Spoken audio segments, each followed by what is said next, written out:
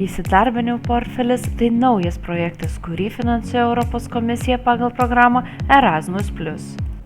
Šioje pamokoje rasite idėjų, kaip pasiruošti pokalbiui dėl darbo. Niekas neliptų ant teatro scenos, nežinodamas savo vaidmens ir jo neparepetavęs. Tas pats ir darbo pokalbio metu.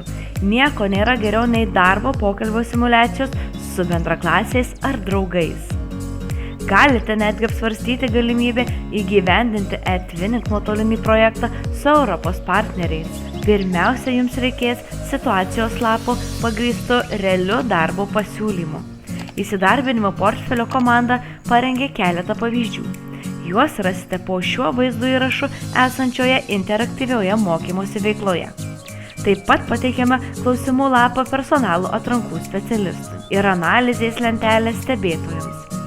Stebėtojo grįžtamasis ryšys padės jums suprasti, kaip galite pagerinti savo prisistatymus. Personalo atrankos specialistai visada užduoda tuos pačius klausimus. Pasiruošus atsakymus padės jums jaustis užtikrintai ir lengviau atsakyti į juos.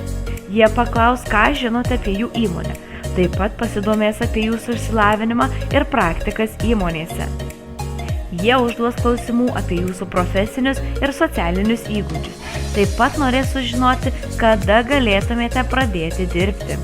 Ir nepamirškite, kadangi pagal šį modulį parengėte įsidarbinimo vizą, pasinaudokite galimybę ją parodyti ir aptarti su personalo atrankos specialistu. Baigę, galite palyginti savo atsakymus su įsidarbinimo portfelio komandos parengtais atsakymų pavyzdžiais.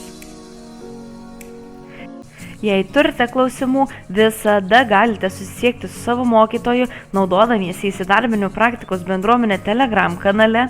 Taip pat galite susisiekti su įsidarbinimo portfelio partneriais, siųsdami žinutę per įsidarbinimo portfelio Facebook ir LinkedIn puslapius, palikdami komentarą po vaizdo įrašų įsidarbinimo portfelio YouTube kanale arba elektroniniu paštu per įsidarbinimo portfelio svetainę.